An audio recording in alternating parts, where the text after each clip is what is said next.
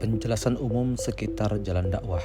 Dakwah Ikhwanul Muslimin merupakan suara dakwah dari seruan Rasulullah SAW yang pertama, yang tertanam kukuh di hati mukminin dan menjadi buah bibir di lidah mereka. Mereka dengan sungguh-sungguh berusaha menanamkan keimanan di hati umat Islam agar diamalkan di seluruh kegiatan hidupnya, agar jiwa dan hati mereka berpadu di atasnya. Jika mereka dapat berbuat demikian, maka Allah akan menolong, membantu, dan menunjuki mereka ke jalan yang benar dan lurus. Oleh karena itu, beriman dan beramallah, hiduplah berkasih sayang dan bersaudara. Inilah tujuan tertinggi yang harus dicapai. Hanya Allah lah yang menjadi tujuan. Tidak ada sesuatu yang dituju selain Allah. Umat Islam beriman kepadanya, melihat segala sesuatu di dalam hidup ini untuknya. Kita beribadah kepadanya dengan segenap kesungguhan, mencari ridhonya dalam seluruh usaha, dari persoalan yang sekecil-kecilnya hingga kepada yang sebesar-besarnya dalam seluruh kegiatan hidup dengan penuh ikhlas, tulus yang sempurna, dan yakin yang sebenar-benarnya. Bahkan disitulah terletak kebahagiaan yang sejati serta hidayah dan kejayaan hakiki. Allah berfirman, maka segeralah kembali kepada mentaati Allah. Sesungguhnya aku seorang pemberi peringatan yang nyata dari Allah untukmu. Az-Zariyat ayat 50. Tugas terbesar umat Islam ialah memimpin dunia, mengajar seluruh kemanusiaan kepada sistem Islam, membimbing kepada cara hidup Islam, kepada ajaran yang baik, karena tanpa Islam manusia tidak mungkin mendapatkan bahagia. Tugas ini bukan tugas juz'iyah, bukan tugas sampingan, dan bukan sebagian-sebagian, bukan tugas yang hanya untuk mencapai tujuan-tujuan terbatas dalam aspek politik, sosial, dan ekonomi saja. Bukan pula hanya untuk satu tempat atau daerah tertentu, bukan pula terbatas kepada satu bangsa dan tanah air tertentu.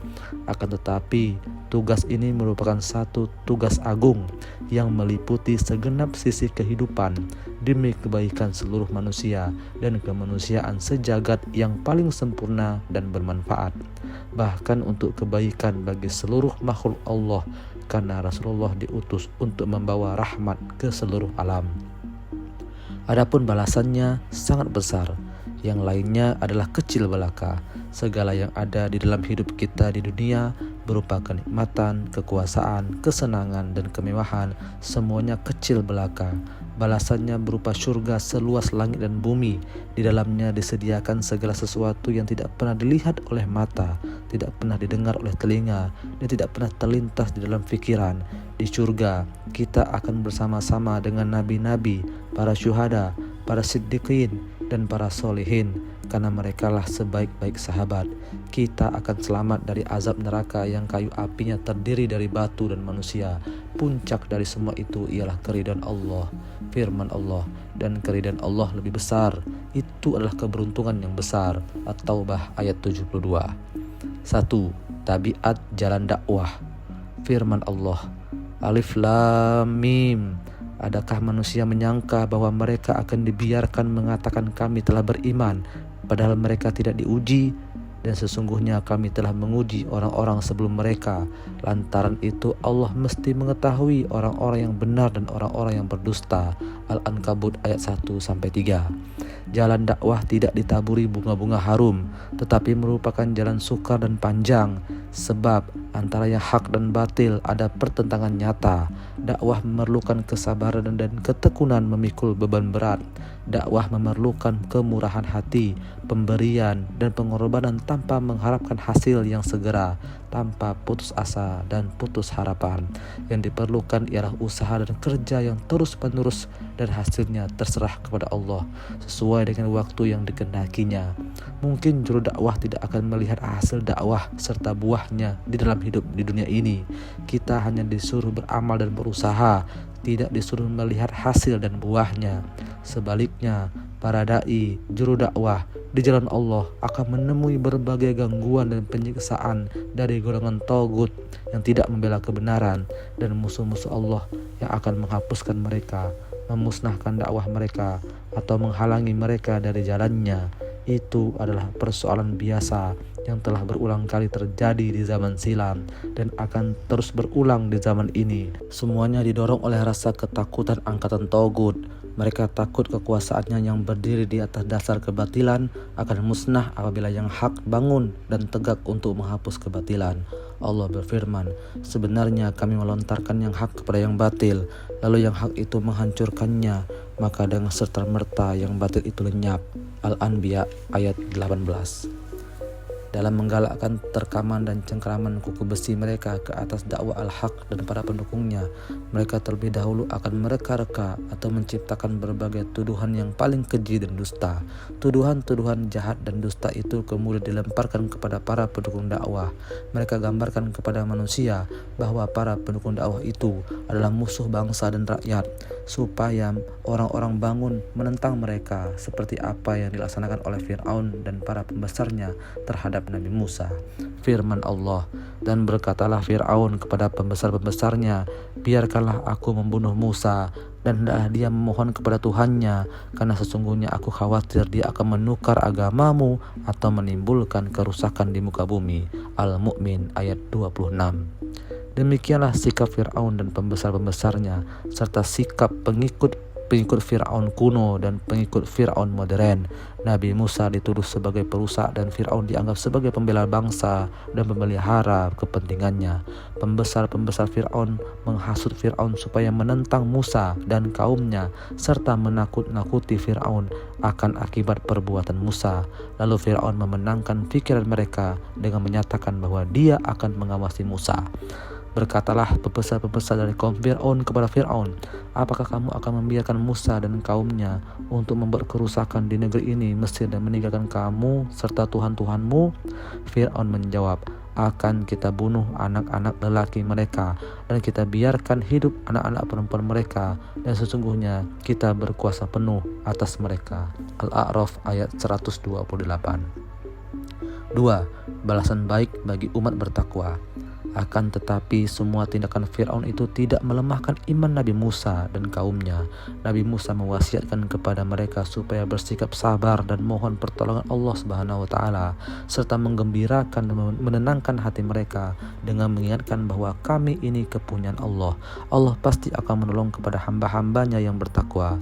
Allah Subhanahu wa taala berfirman, Musa berkata kepada kaumnya, mohonlah pertolongan dari Allah dan bersabarlah, sesungguhnya bumi ini kepunyaan Allah, dipusakakannya kepada siapa yang dikehendakinya dari hamba-hambanya, dan kesudahan yang baik itu bagi orang-orang yang takwa. Al-A'raf ayat 127. Untuk melaksanakan dakwah betapapun susahnya, derita dan pahit yang dialami, tetapi terjamin hasilnya. Allah berfirman, adapun buih itu akan hilang sebagai sesuatu yang tidak ada harganya. Adapun yang memberi manfaat kepada manusia, maka ia tetap di bumi. Rad ayat 17. Kami selalu berkewajiban menolong orang-orang yang beriman. Ar-Rum ayat 47. 3. Inilah marhalah jalan dakwah. Islam di bagian timur telah berjalan di atas dakwah Islam, membangun satu peradaban yang tiada tolak bandingnya. Kemudian tidur nyenyak, lalu hidup manusia telah kehilangan mutiara dakwah.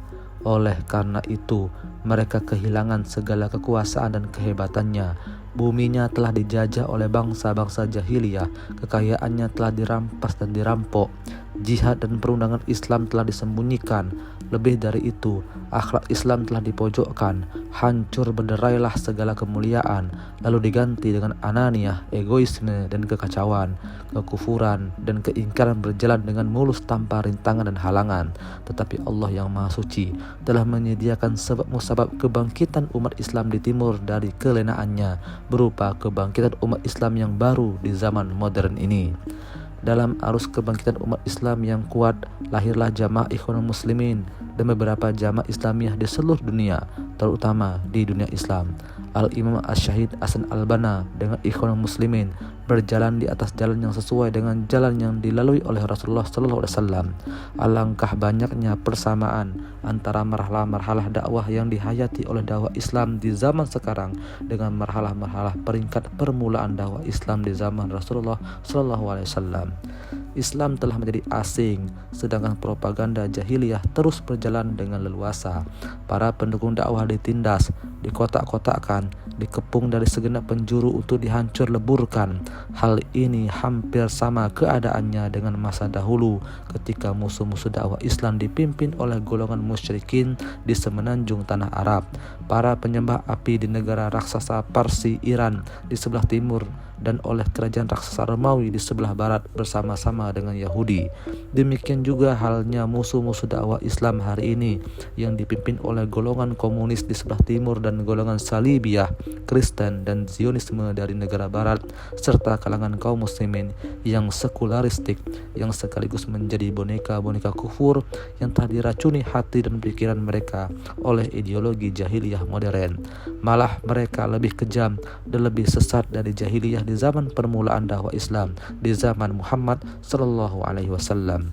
Peristiwa itu memberi peringatan kepada umat Islam kini bahwa kaum muslimin di zaman Rasulullah sallallahu alaihi wasallam senantiasa bertahan dan bersikap sabar sehingga Allah menolong mereka menghina para pendukung kaum syirik, kufur dan jahiliyah serta mengalahkan mereka. Lalu kalimatullah berkibar dan berkuasa, sedangkan kalimat kufur menjadi lemah dan hina. Demikian yang diharapkan umat Islam dan untuk itu kita berusaha. Dan umat Islam akan melihat saat meningkatnya dakwah Islam setelah mengalami penurunan. Dan di waktu yang sama pula kebudayaan, kebendaan golongan jahiliyah mulai menurun setelah naik. Indikatornya telah menjelma di dalam kesadaran Islam yang baru yang mengambil tempat di hati seluruh umat Islam, terutama di kalangan pemuda-pemuda Islam. Kebangkitan Islam kembali dan arus dakwah Islam menjalar di kalangan generasi baru, di kalangan putra-putri Islam dalam bentuk penghayatan dan pengamalan Islam dengan minat yang sungguh-sungguh dan benar di dalam usaha-usaha Islam, dengan Islam dan untuk Islam. Tanda-tanda keruntuhan kebudayaan jahiliyah yang kafir itu semakin nyata dan terang apabila diperhatikan bagaimana gelombang dekadensi moral yang sedang melanda pemuda-pemuda para pendukung kebudayaan kebendaan yang jahiliyah itu. Inilah yang merupakan berita baik dan menggembirakan bahwa peralihan pimpinan jahiliyah yang bertuhankan manusia akan tamat dan pimpinan dunia akan diserahkan kembali kepada umat Islam. Daulah Islamiyah sejagat akan bangun kembali dengan izin Allah yang Maha Kuasa supaya dunia berbahagia dengan agama yang hakiki dan lurus itu. 4. Wasilah dan kebijaksanaan. Wasilah dan kebijaksanaan umum dalam dakwah tidak berubah, tidak bertukar dan tidak melampaui 3 persoalan ini. 1. Iman yang mendalam, iman amik. 2. Pembentukan yang rapi, takwin dakik. 3. Usaha dan amal yang berkesinambungan, amal mutawasil. Dengan wasilah inilah amal dan usaha yang berkesinambungan tetap berangsur-angsur mewujudkan dan membentuk individu, membangun rumah tangga dan masyarakat Islam. Dari sini dapat disiapkan dasar dan asas Islamiyah yang teguh dan kuat untuk menegakkan pemerintah Islam, daulah Islamiyah di negara-negara umat Islam. Lalu daulah-daulah Islam ini digabungkan di seluruh dunia menjadi daulah Islamiyah alamiyah, yaitu daulah Islamiyah yang merangkumi seluruh dunia Islam yang bersatu di bawah satu khilafah Islamiyah. Ia bertanggung jawab untuk memimpin dunia seluruhnya, menjadi guru dunia dan mengarahkan perjalanan dunia demi kebahagiaan seluruh manusia dengan ayat-ayat Allah, sehingga tiada lagi gangguan dan fitnah, dan agama itu seluruhnya hanya untuk Allah. Sehingga tidak ada lagi fitnah, sehingga agama itu hanya untuk Allah belaka. Al-Baqarah ayat 193. Sebagaimana wasail, sarana-sarana berupa iman, takwin, pembentukan, dan amal usaha itu berjalan bergandeng dengan antara satu dengan yang lainnya, demikian pula segala langkah-langkah pertama dari penyediaan ke arah pembentukan individu muslim dan muslimah, pembentukan rumah tangganya islami, dan penyebaran dakwah Islamiyah di tengah-tengah masyarakat manusia, semuanya mesti berjalan serentak dan bergandeng tangan di atas jalan dakwah adalah tidak benar kalau diambil jalan pintas dengan membatasi wasilah dan langkah-langkah umat Islam, atau diambil sebagian dengan anggapan bahwa yang sebagian itu mencukupi tujuan dan dapat menyempurnakan tugas umat Islam. Sebab tidak ada iman tanpa amal dan pembinaan, tidak ada masyarakat tanpa anggota dan rumah tangga yang islami. Merekalah merupakan tiang-tiang yang akan membangun pemerintahan Islam. Setiap pengabaian atau kesembronoan dalam mengukuhkan dasar dan memancangkan asas-asas yang teguh dan tiang-tiang yang kuat merupakan satu tindakan yang membahayakan, yang mungkin membawa kepada keadaan yang terbalik atau menyimpang. Kapan saja usaha yang dicurahkan untuk meletakkan dasar sebuah bangunan tidak boleh dianggap sia-sia dan tidak boleh dihentikan disebabkan oleh belum nampaknya suatu hasil di permukaan bumi, karena bangunan besar memerlukan waktu yang panjang dan usaha gigih untuk menyiapkan asas secara konkret. Adakah di sana sesuatu yang lebih besar dari usaha membangun daulah Islamiyah alamiah yang mampu memimpin dunia dan memandu seluruh manusia kepada nur dan cahaya Islam yang sempurna dan yang menyempurnakan itu?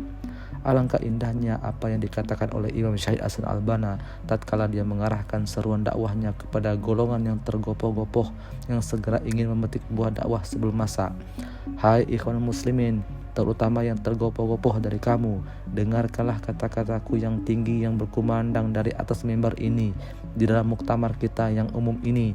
Sesungguhnya jalan kita adalah jalan yang telah digariskan langkah-langkahnya, ditentukan batas-batasnya, dan aku tidak menyalahi batas-batas itu, dan aku telah berpuas hati dengannya, kepuasan yang sebenar-benarnya, bahwa itulah jalan yang paling selamat untuk mencapai tujuannya. Mungkin tugas dakwah merupakan satu jalan panjang, akan tetapi di sana tidak ada jalan lain selain jalan itu. Sifat kelelakian tidak akan lahir kecuali dengan keberanian, ketekunan, kesungguhan, dan amal usaha yang sungguh-sungguh dan terus-menerus. Maka siapa saja dari kalangan kamu yang hendak cepat dan terburu-buru memetik buah sebelum masak atau ingin memetik bunga sebelum masanya, maka aku sama sekali tidak bersama dengannya, dan lebih baik baginya meninggalkan dakwah ini lalu pergi mencari dakwah yang lain. Siapa saja yang bersabar bersama aku hingga berkembang dan membesar benih itu lalu tumbuh pokoknya, baik buahnya, hingga tiba waktunya untuk dipetik dan diambil, maka ganjarannya terserah kepada Allah semata-mata. Kita tidak boleh lari dari dua kebaikan ini. Apakah kita menang dan berkuasa atau mati syahid dan bahagia? Berikutnya kita akan lanjut pada tahapan dakwah dan beberapa permasalahannya.